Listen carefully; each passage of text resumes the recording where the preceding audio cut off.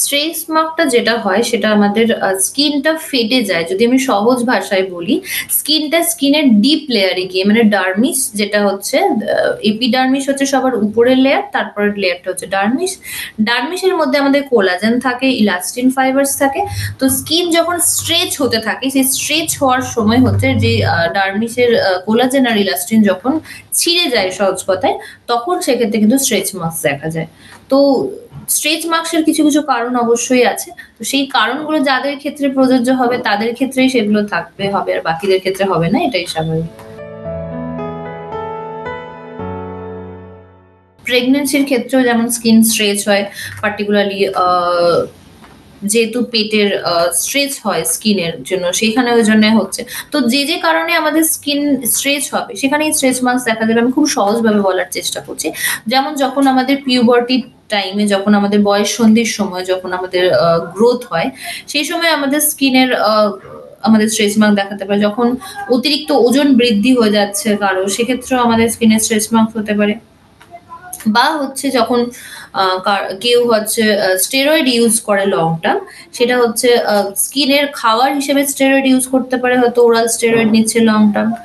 বা হচ্ছে গিয়ে যদি কেউ স্টেরয়েড অ্যাপ্লিকেশন করে স্কিনের মধ্যে, সেক্ষেত্রেও কিন্তু স্ট্রেচ মার্কস খুব ভীষণভাবে দেখা যায়। তো আর বাকি কোনো কারণ না থাকলেও যদি নিজে থেকে যদি সৃষ্টি করার মধ্যে হয়, তাহলে সেক্ষেত্রে কিন্তু এই এক্সটার্নাল এই মেডিকেশন থেকে কিন্তু হওয়ার চান্স অনেক বেশি থাকে। এবং মাসল মাস করার জন্যও কিন্তু মেল পেশেন্টের ক্ষেত্রেও কিন্তু স্ট্রেচ মার্কস দেখা যায়। তো শুধুমাত্র যে ফিমেলদেরই স্ট্রেচ মার্কস হবে এরকম ব্যাপারটা একদমই নয়। মেলদেরও কিন্তু সমানভাবে স্ট্রেচ মার্কস হয়। পার্টিকুলারলি হাতের সাইডে বা শোল্ডার রিজনে তারা যখন মাসল বিল্ডিং করতে থাকে, তখন সেখানেও কিন্তু স্ট্রেচ মার্কস হতে পারে। আরেকটা যে জিনিস আমি বলব, যেটা হচ্ছে কোনো সিস্টেমিক ডিজিজ, পার্টিকুলারলি যখন আমাদের কুসিং সিনড্রোম বা এই জাতীয় কোনো বড় রোগ থাকে, সেক্ষেত্রেও কিন্তু স্ট্রেচ মার্কস হয়। তো সেটাও কিন্তু আমাদের মাথায় রাখতে হবে। ওয়েট গেইনের ক্ষেত্রে পার্টিকুলারলি যখন মানে খুব তাড়াতাড়ি ওয়েট বৃদ্ধি হয়, তখন যদি ধীরে ধীরে যদি প্রপারলি ওয়েট গেইনটা হয়, তখন কিন্তু স্কিন সেটাকে অ্যাডজাস্ট করে নেয়। এবং আস্তে আস্তে যদি হয় সেক্ষেত্রে ঠিক আছে। যেরকম কোনো ইলাস্টিকের ক্ষেত্রে যদি আমি খুব তাড়াতাড়ি স্ট্রেচ করি, তখন সেক্ষেত্রে সেটা ফেটে যায় এবং অনেকটা বেশি যখন বেড়ে যায়। কিন্তু যদি ধীরে ধীরে যদি কোনো ইলাস্টিককে আমরা এক্সটেন্ড করি, সেক্ষেত্রে তো সেটা অবভিয়াসলি সেটা ছিঁড়ে যাবে না। সেরকম একই ব্যাপার আমাদের স্কিনের ক্ষেত্রেও। তো যদি ওয়েটটা খুব তাড়াতাড়ি বাড়ে, তখনই সেক্ষেত্রে হওয়ার চান্সেস। তো কিছু অবশ্যই প্রতিরোধ করার তো কিছু জায়গা অবশ্যই আছে সেক্ষেত্রেও। প্রিভেন্ট করার ক্ষেত্রে যেটা একটা জেনেটিক ফ্যাক্টর থাকে কিছু ক্ষেত্রে স্ট্রেচ মার্কসের জন্য, সেটা অবশ্যই আমরা প্রিভেন্ট করতে পারবো না। আর সেটা নিয়ে ভেবেও লাভ নেই। কিন্তু যেটা প্রিভেন্ট করতে পারবো, যে আমরা প্রপার এক্সারসাইজ করবো, ওয়েট আমরা গেইন করবো না প্রপারলি, সেটা একটা যেমন ইম্পর্টেন্ট পার্ট। সেরকম স্কিনের দিক থেকে বলবো প্রপার ময়েশ্চারাইজেশন, পার্টিকুলারলি কিছু আমি যদি সহজ ভাষায় বলি, যদি সাধারণ মানুষের ক্ষেত্রে যদি প্লেন নারকেল তেলও যদি ব্যবহার করে থাকে, তাহলে সেক্ষেত্রেও কিন্তু কিছুটা প্রিভেন্ট অবশ্যই করা যেতে পারে। তাছাড়া তো আরো বাকি অনেক রকমের আছে মেডিসিনস বা cream, moisturiser, different type of moisturiser. কোন পেশেন্টের জন্য কি লাগবে সেটা তো মানে ডক্টরের কাছে গিয়েই বলা উচিত। সেগুলো মেনশন করাটা হয়তো ঠিক হবে না। তো সেগুলো অবশ্যই ইউজ করা উচিত। তাহলে প্রিভেন্ট করা যেতে পারে। এবং আর্লি যখন স্ট্রেচ মার্কস অলরেডি দেখতে পাচ্ছেন যে স্ট্রেচ মার্কস হয়েছে, তখন সেগুলো নিজেরা ট্রিটমেন্ট না করে, লোকাল ট্রিটমেন্ট না করে বা স্টেরয়েড জাতীয় ক্রিম না লাগিয়ে, সেগুলো অবশ্যই যদি ডার্মাটোলজিস্টকে দেখানো যায়, তাহলে সেক্ষেত্রে তার বৃদ্ধি প্রতিরোধ করা যেতে পারে অবশ্যই।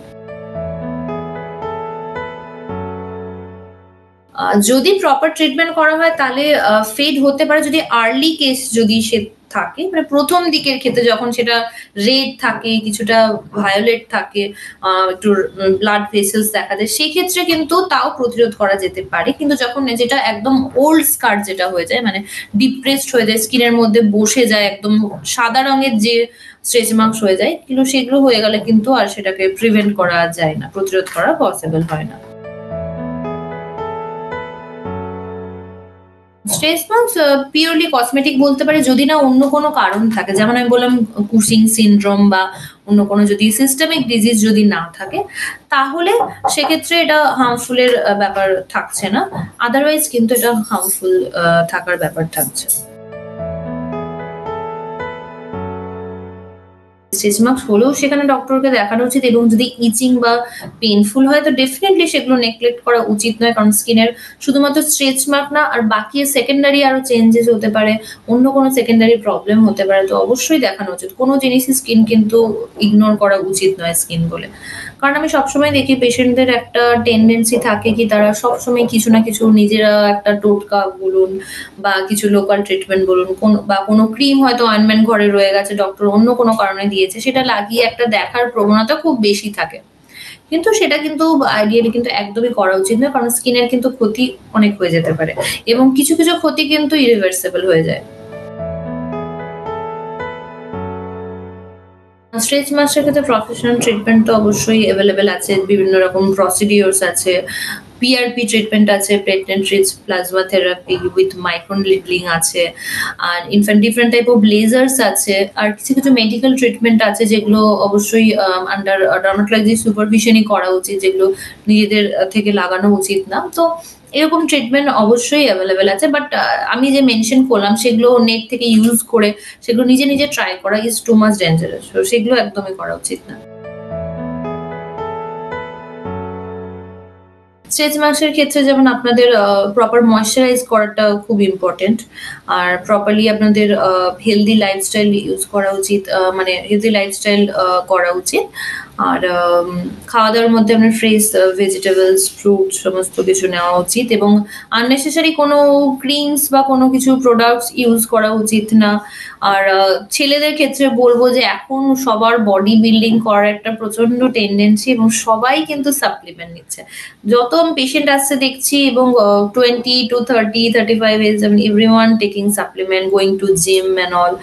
তো সেক্ষেত্রে আমি বলব যে তাদের কিন্তু একটু কশাস হওয়া উচিত। তারা প্রোটিন নিচ্ছে, ডিফারেন্ট টাইপ অফ প্রোটিন পাউডারস তারা নিচ্ছে। সেগুলো আমি বলব যে সেগুলোর ক্ষেত্রে কিন্তু একটু সচেতন ডেফিনিটলি হওয়া উচিত তাদের। আ কারণ তাদের ক্ষেত্রে স্ট্রেচ মার্কস তো আসছেই। আ বাকি আরো কিছু, কিছু স্কিনের প্রবলেম আমি দেখতে পাচ্ছি।